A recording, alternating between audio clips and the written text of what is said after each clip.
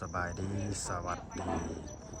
พ่อแม่พี่น้องเอฟซีที่หักแพงเบิร์ดสุขุสุขคนเบิร์ดสมองสุบอนนะพี่น้องเด้อยินดีต้อนรับเข้าสู่ช่องยูทูบมาลาวพาเพลินเด้อพี่น้องไงเนาะตอนนี้ก็อยู่ที่เรือนน้องโอเพิ่นเนาะมื้อนี้ก็เป็นมื้อเลิกงามยามดีก็เรียกว่ากิจงามยามดีเนาะขึ้นเฮือนได้พี่น้องมื้อนี้เนาะมือละมือรวยมือโศกมือมานมือห่างมือมีเอาเลิกเอาใส่ได้มื้อนี้เนาะบ่เล่าก็หากะมาแต่เอาซีดเนาะไปเอาซีดอยู่ห้านเพิ่นเนาะซื้อซีด 2,000 บาทพี่น้องเอ้ยเนาะทั้งแม่ห้านเพิ่น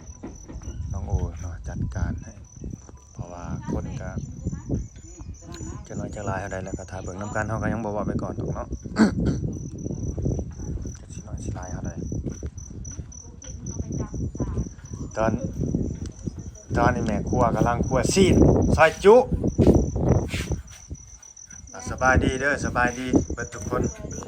โดยซีดสดๆเนาะอันนี้ซีดสดๆได้พี่น้องเอ้ยเขาเจ้าลงงัวใหม่ๆเลยลงงัว2 โตบ่มื้อนี้นะอันเฮือนนั่นลงงัวน่ะก็ได้แม่น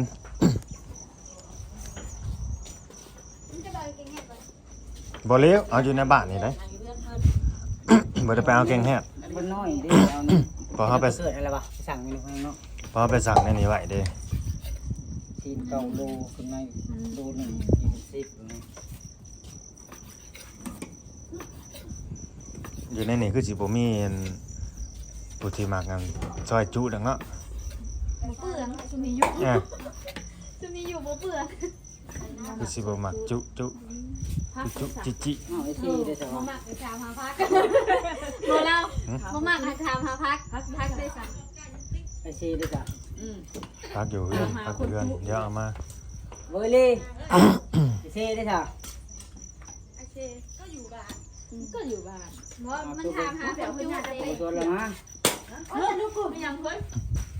ตกใจเพิ่นหยังจะตีหลายจะโดยก็ตีได้มิน ใช่แล้วลายเรียกเห็ด ขาเฮา เคียง1 2คนซอยมันขาด แต่ ได้ ลูก หรอกล่ะ โอ้ย คุยขึ้นมามันสิเป็นขาอย่างเงี้ย จะได้จังกันโดนบ่ข้าวก็จะว่าเป็นตำยามแล้วเนาะ ต้องยาวปางเลยเด้อมาเสิร์ฟเลยเฮ้ย มีแล้วมีแล้ว เจ็บแอวอีหลีแหละมึงน่ะบ่ว่าแล้วกูน่ะเจ็บแอวกูน่ะคนที่กูน่ะปล่อยลูกเพชรว่าไปงานก่อนไม่หลานไปเจ็บแอว ยังคือติ๊กให้มูลนิธิทำกันเบิ่เดี๋ยว ก็นั่งติเฮ็ดโกะมันแห้งเจ็บเข้าอีกแล้วสาวเทือง เจ็บแอวจะเป็นนั่งสิเทื่อจ้ะ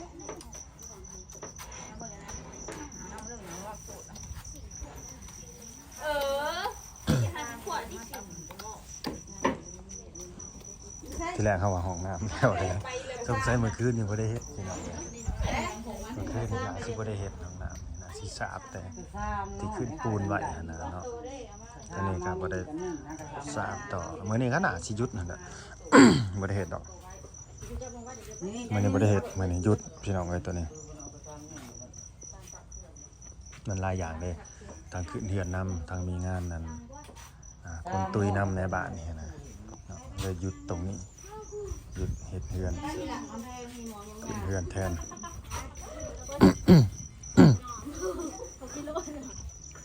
อีหยังเกาะเปล่ายังเกาะ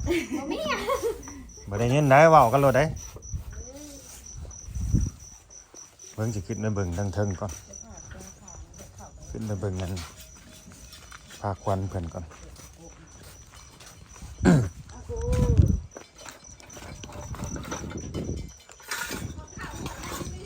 หัวเด้อมาเบิ่งพาควันเพิ่นนี่เด้พี่น้องเอ้ย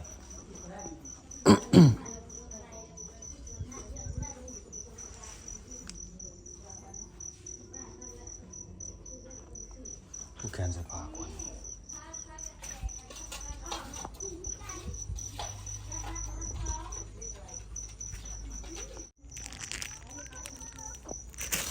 เอาละเด้อบ้านพี่น้องเลยเนาะเพิ่นให้เอาน้ำมาไว้นี่เอาน้ำมาไว้นี้เนาะน้ำขนมข้าวอีกมีข้าวอีกกระสอบหนึ่งเลยมาไว้นี่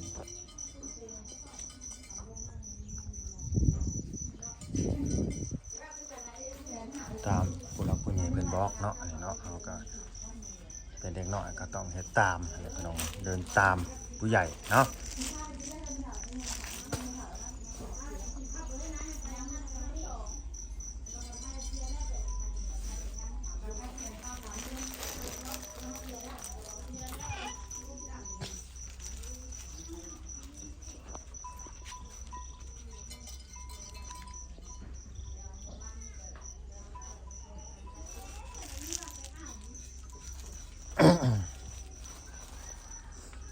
โอเคมาลาวก็สิ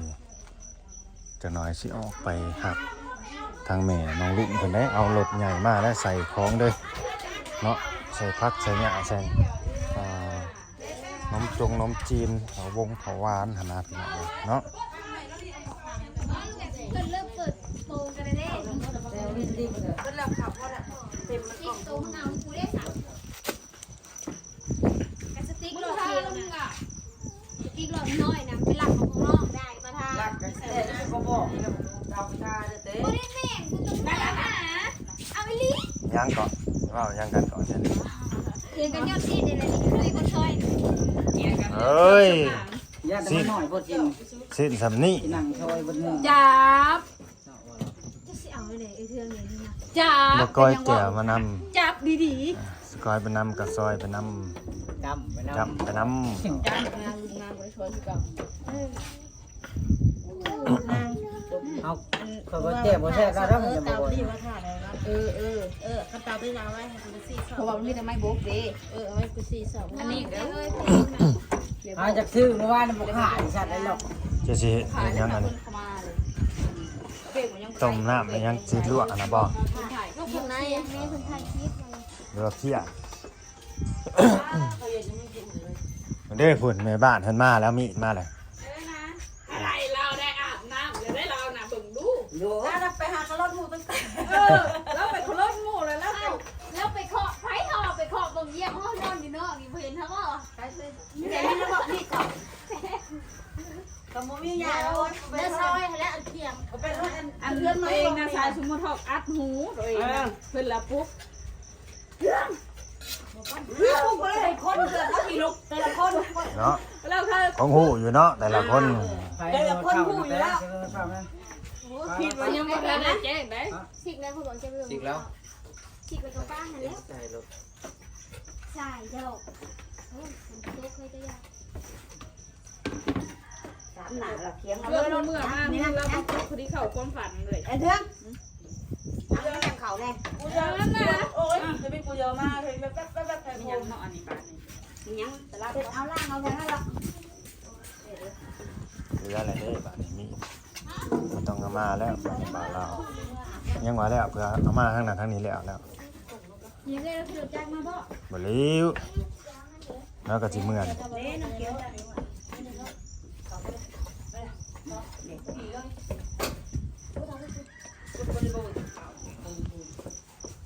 เห็นแล้วก็ยังไงได้เนาะชิ้นก็ได้ ได้ว่าตอนนี้นี่แหละเนาะ ได้พอดีสำ ประตูนี่อ๋อมีมวยนะคุณเดียวเนี่ย ก็ติดนี่ว่า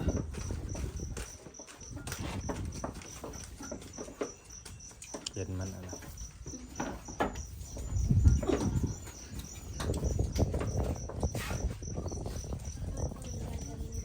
ตู้ยัง แล้วว่าตู้ซักผ้า แต่ว่าบ่มีเลยหา จะหาตู้กูให้หน่อยฉันก็ปั่นตรงนี้นั่นแหละโอ้ย หอมเด้ไก่เมียคนใหญ่บ้านนี่ โอ้ย อยากฟังเพลงบ่ ด่าได้แล้วเนาะ ใครอยากฟังเพลงเดี๋ยวนี้ ในบ้านเพราะว่ามัน เออ หอมเด้ มันตู้กูมันตู้นี่น้อยฉันก็ปั่นเองจะได้กิน เอาตู้มาพังเพลง ตู้เจ้าได้ใช่ป่ะเรา มัน หมิ่นนะบอกโอ้ยเพิ่นเป็นให้เปลี่ยนให้มันไง เปิดตู้ไปยังกระถ่ายคลิปบ่ได้แล้วเพิ่นมาเสียงเพลงเสียงหยัง บ่แล้วก็ตอนถ่ายเฮาก็ปิดไว้ เอาประชาชนเนี่ยมันตอนแรกเลิกมันแค่ดูนอกบักในจังเปิดมันตอนมันแค่นั้นตัวขากันแล้วบ่ นี่นะนี่ตัวเขาซอยให้นี่ เดี๋ยวจะเอาตู้น้อยมาให้เนาะ ตู้จำได้ ซ้ำกระติกนั่นน่ะ มันหน้ามันสิเป็นลูกแป้ง ซ้ำมาแล้วซ้ำกล่องโฟมอ่ะ น้อยเอาลูกซิป เดี๋ยวหัน อยู่ไสตู้หมูน่ะอยู่ไส บ้านนี่แหละ นี่นั่นไหนตู้ลูกนี่แมว มันก็ดีแล้วครับว่าตู้หมูมีกับตู้หมูแหละ ไปหาให้อีลี่คือไปช่วยกัน เนี่ยให้อีนี่คือไปช่วยเพิ่นให้อันเปิดตู้จังดีบ่เดี๋ยว โอ้ยไปหาตู้ไปโอ้ย ตู้เจียได้ ย่านะมันสิเมานะ เอาเวทีเปิดตู้แล้วเมาแล้วเนาะ ห่วยมันอยากเมาเลยแล้วคันมีตู้นะอยากเมาแล้วมันอยากย่อ ไป ย หาญาติชื่อพี่ช้างฉันน้อยชื่อแต่ละมันชื่อแต่ตู้นั่น เมาอันเมาหยังบาดนี่เมาเสียงตู้ เสียงตู้ บ่ได้เมาอย่างนี้เมาเสียงตู้แล้ววะ แต่เองเมาน้ำแป๊กชี้ บ่น้ำเต็มซี่แล้วบ่ ชี้ น้ำแป๊กชี้แต่วแต่มันนั่นจ่ายไปที่ อันใดเฮ้ยตัวหาขยะตัวจะพะล้นบ่เดี๋ยวนี้ ผมบอกให้ถามพ่อก่อนว่าบอกให้ถามพ่อ พยาบาลยัง ผมบอกให้ถามพยาบาลก่อนว่าตัวคนนี้นะ ไม่ยัง ตู้ ก็ตู้คนอาม่าเนี่ยนะตู้ดำนี่นะ เออ เด้ให้อ้ายนะเอาซอยนะมึงไปหาตู้นะ ตู้แล้วหิวไปหิวมา ทำนี่แหละนี่ก็ยังเอาอยู่ คิดว่ามีง่ายแล้วมันจะได้มีไม้พ่อมียังก็ได้ มันต้องหาตู้ใหญ่มีไม้พร้อมลูกเพื่อน เดี๋ยวได้ฮอนไหม้บาดนี่ แน่พอดีบอกเพื่อนไปช่วยเลยบอกเพื่อนพักไม่มีนะ มี พักไม่เอาวางน้ำหลัง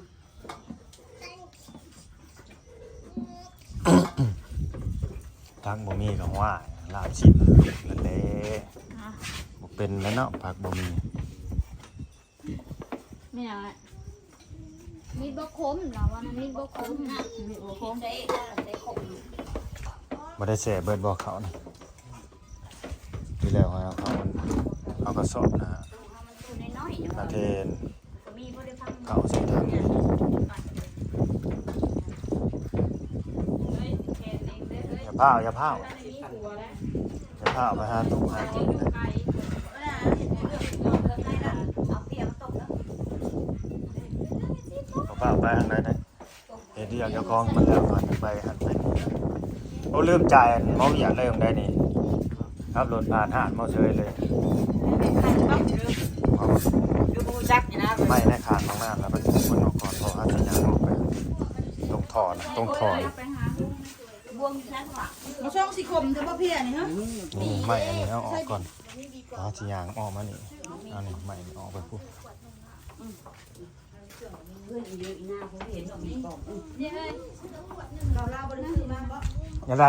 มีกล่องมีเสียง บ่ แต่ว่าคือสิบกคมมันทำบวงมันบกคมมันอยากให้มันคมมันนั่นน่ะปวดแล้วจะตี จะใส่บีปลอมอีกบ่อยู่ใส่นอมีบีปลอม ผมบ่ได้ดีก่อนนะ ชาวหนูชาวนาเลยไม่งั้นนะ ทางเบียด เอ มี อ ช่องฮักกี้ เออโทรมากับไผน่ะผู้เดียว เป็นไผ่ ทานจ่อยคำสิง ไปใส่ยังไปย่อมาพี่ ทานจ่อยคำสิงมาผู้เดียว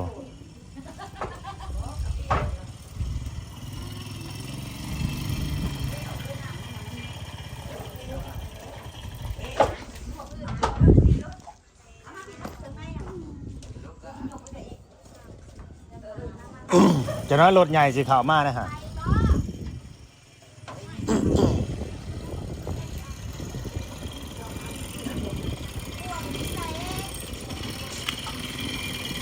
เอ้ยยัง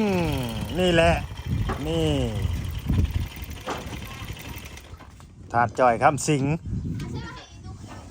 แต่เช้าไอ้ลี เอาสบายดี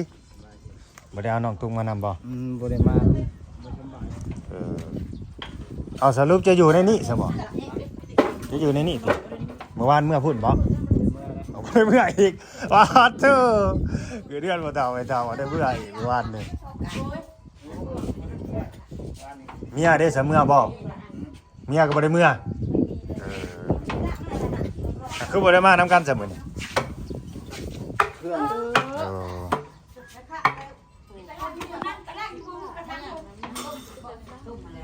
เพราะว่าเมื่อวานนี่สิ้นเดือนมันบ่เท่าไม่เท่าเพิ่นเลยเนาะไอ้จอยคิดว่าเพิ่นเมื่อพุ่นบ่ได้เมื่อพี่น้องเอ้ยเนาะ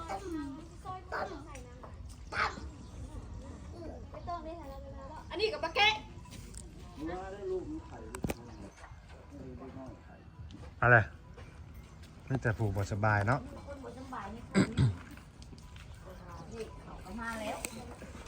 โอเคเฮาสิมื้อเอาก่อนบัดสิมื้อเอาของก่อนสิมื้อเอาของก่อนบัดพี่น้องเอ้ยเนาะมื้อเอาก่อนอย่ามื้อเอาปุ่นน้ำหวานก่อนบัดเนาะเดี๋ยวคลิปไปทำในเด้อพี่น้องเด้อคลิปนี้ก็บ่ได้ยาวเท่าใดเด้อเนาะขอบคุณ FC ผู้รักผู้ใหญ่ใจดีใจบุญเนาะให้สุขให้มาให้รับให้รวยกันเบิดสุขคนเด้อพี่น้องเอ้ยมื้อนี้ก็ดีเนาะเอาล่ะเด้อพี่น้องเด้อเนาะสบายดีได้ยังมาน่ะมักมี่อะไรมักมี่กินเบิดครึ่งหนึงโอ้ยังกินฮอดลูกเนาะเอามาให้ลูกอีกครึ่งหนึงสุดยอด